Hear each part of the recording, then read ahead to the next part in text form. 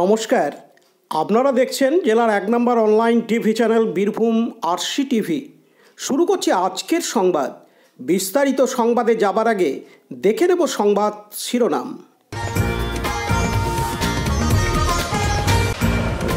ফাঁকা মাঠে ফুটবল খেলা যায় না বললেন তৃণমূল প্রার্থী।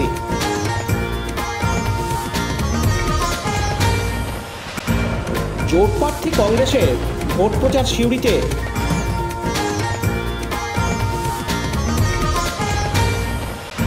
এর লোকসভা ভোটের আগে বোমা উদ্ধার দুবরাজপুরে।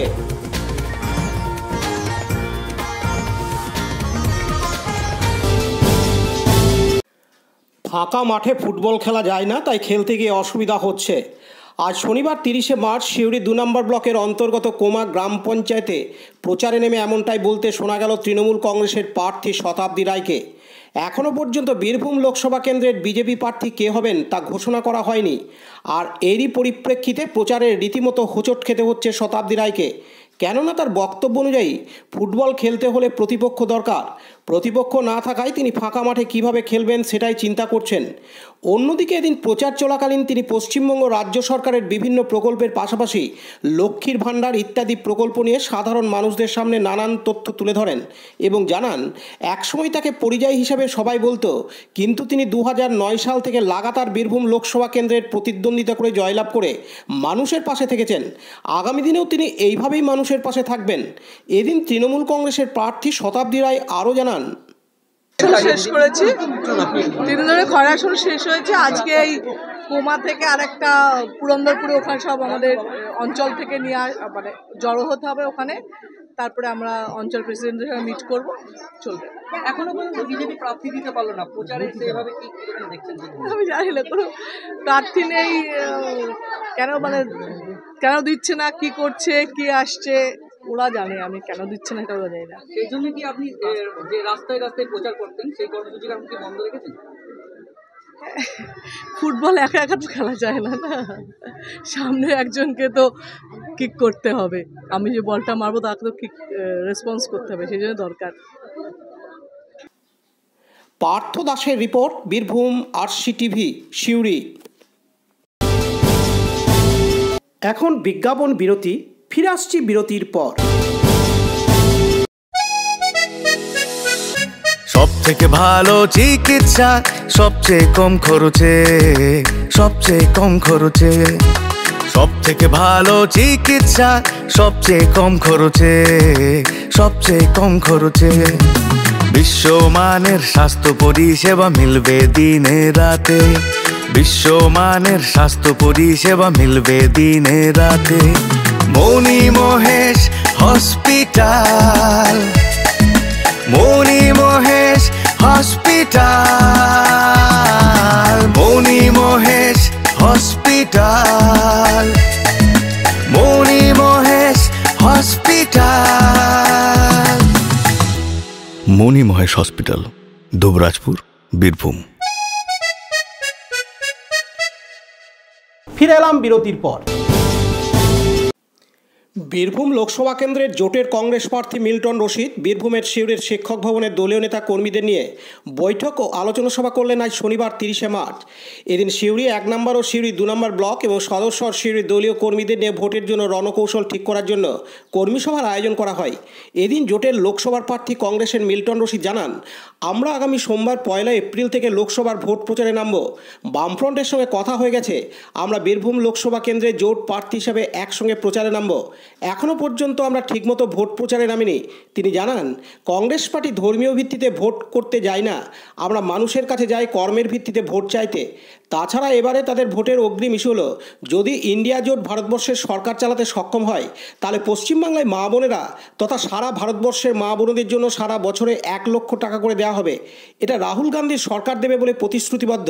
তিনি আরও জানান, বিজেপি খুব একটা বীরভূম জেলায় ফ্যাক্টর হবে না, কারণ বিজেপি হলো একটি সাম্প্রদায়িক দল যেটি বীরভূমের মানুষ বরদাস্ত করে না। এদিন তিনি আরও জানান যে আগামী সোমবার থেকে বামফ্রন্ট কংগ্রেস আমরা একসঙ্গে বীরভূম জেলায় নামব।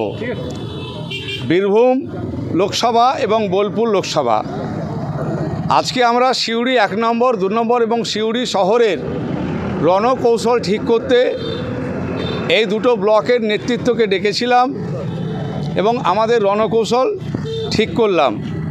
আগামী সোমবার থেকে সিপিএম পার্টির রণকৌশল এবং আমাদের পার্টির রণকৌশল একসঙ্গে পাঞ্চ করে আমরা আগামী সোমবার থেকে আবার অঞ্চলে অঞ্চলে এবং বুথে বুথে, কারণ এত বড় ভোট, তো এই বড় ভোটে মেশিনারি যদি ঠিক না থাকে তাহলে এই ভোট তুলে আনা সম্ভব নয়।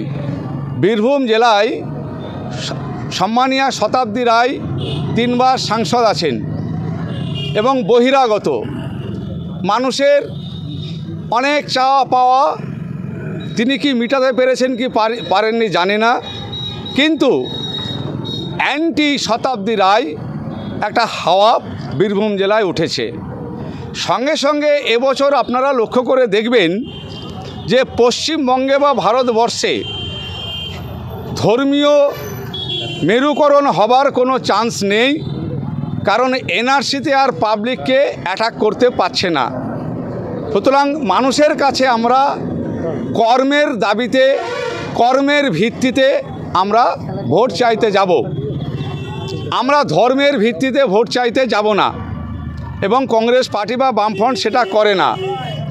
আমাদের যেটা বড় এবারে ইস্যু, বড় প্রকল্প, বাংলার মা বোনেদের জন্যে 1000 টাকা বা 500 টাকা নয়, ইন্ডিয়া জোটের সরকার এলে, রাহুল গান্ধীর সরকার এলে পশ্চিমবঙ্গ তথা ভারতবর্ষের মা বোনেরা এবার থেকে বছরে 1 লক্ষ টাকা পাবে, 1 লক্ষ টাকা।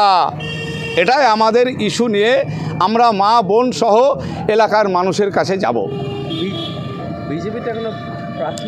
বিজেপি প্রার্থী দেবে, তবে আমার মনে হয় বীরভূম জেলায় বিজেপি ফ্যাক্টর হবে না, কারণ বীরভূম জেলার মানুষ সাম্প্রদায়িক মানুষ নয়। আর বিজেপি একটা সাম্প্রদায়িক সুরসুর দিয়ে ভোট করার চেষ্টা করে। বীরভূমের মানুষের কাছে যেভাবে আমরা মানুষ হয়েছি, সব ধর্মের মানুষ আমরা এক হয়ে পুজো, নামাজ, ইফতার পার্টি সবই করি। সুতরাং বিজেপি দাঁড়াক, তৃণমূল দাঁড়াক, বামজোট দাঁড়াক, যেই দাঁড়াবে, এবছর ধর্মের ভিত্তিতে ভোট হবে না। এবছর ভূমিপুত্রকে দেখার জন্য বীরভূম জেলার মানুষ আতঙ্কিত হয়ে আছেন এবং সময়ের অপেক্ষা গুনছেন। পার্থ দাসের রিপোর্ট, বীরভূম RCTV, সিউড়ি। এখন বিজ্ঞাপন বিরতি, ফিরে আসছি বিরতির পর। বঞ্চনার অবসান, শ্রমের সম্মান। 100 দিনের কাজের অদক্ষ শ্রমদানকারীদের জীবনে এলো নতুন প্রভাতের আলো। মাননীয় মুখ্যমন্ত্রী মমতা বন্দ্যোপাধ্যায়ের উদ্যোগে তাদের 2 বছরের বকেয়া মজুরির বঞ্চনার অবসান হলো। সম্পূর্ণ রাজ্য সরকারের নিজস্ব তহবিল থেকে 2651 কোটি টাকা ব্যয়ে 59 লক্ষ অদক্ষ শ্রমদানকারীদের বকেয়া মজুরি প্রদান করা হয়েছে। হাসি ফুটেছে রাজ্যের সকল অদক্ষ শ্রমদানকারীদের মুখে। পঞ্চায়েত ও গ্রামোন্নয়ন দপ্তর পশ্চিমবঙ্গ সরকার কর্তৃক জনস্বার্থে প্রচারিত। ফিরে এলাম বিরতির পর। ঘোষণা হয়েছে লোকসভা ভোটের নির্ঘণ্ট, সেই সঙ্গে বীরভূম জেলার বিভিন্ন অংশে উদ্ধার হচ্ছে তরতাজা থলে বা ব্যাগ ভর্তি বোমা। আজ শনিবার 30শে মার্চ দুবরাজপুর ব্লকের অন্তর্গত যশপুর গ্রাম পঞ্চায়েতের পচিয়ারা থেকে মামুদপুর যাওয়ার রাস্তার মাঝে থাকা কালভার্টের নিচে থেকে উদ্ধার লাইলন ব্যাগ ভর্তি তাজা বোমা ও বোমা তৈরির বারুদ সহ অন্যান্য সামগ্রী। সেই সঙ্গে বোমা উদ্ধার ঘিরে এলাকায় চাঞ্চল্য দেখা যায়। তবে কে বা কারা কী উদ্দেশ্যে বোমাগুলি কালভার্টের নিচে রেখেছিল তা তদন্ত করে দেখছে দুবরাজপুর থানার পুলিশ। সেই সঙ্গে দুবরাজপুর থানার পুলিশ জায়গাটিকে পাহারা দিচ্ছে যাতে কোনো রকম অপ্রীতিকর ঘটনা না ঘটে। বোম ডিসপোজাল টিমকে খবর দেওয়া হলে তারা এসে বোমাগুলি নিরাপদ জায়গায় নিয়ে গিয়ে নিষ্ক্রিয় করে। লালটু মুখার্জির রিপোর্ট, বীরভূম RCTV, দুবরাজপুর। আজকের সংবাদ এই পর্যন্ত। পরবর্তী সংবাদের জন্য চোখ রাখুন বীরভূম RCTVর পর্দায়। নমস্কার।